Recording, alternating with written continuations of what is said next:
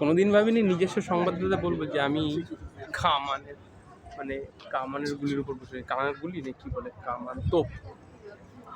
কামানের তোপের উপর বসে রয়েছে। তো আমার পেছনে রয়েছে তোপ, মানুষ বাস দেয়, আমার পেছনে রয়েছে তোপ।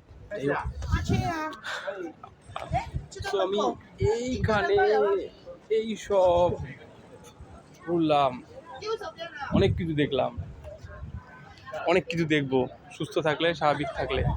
এটাই হলো বিষয়। শহরটা দেখো, শহরটা দেখো,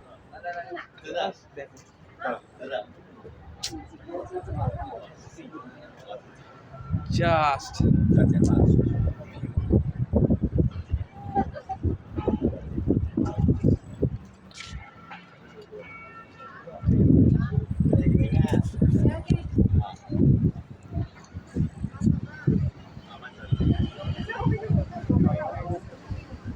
আসলে ভিডিও নেওয়ার তাগিদে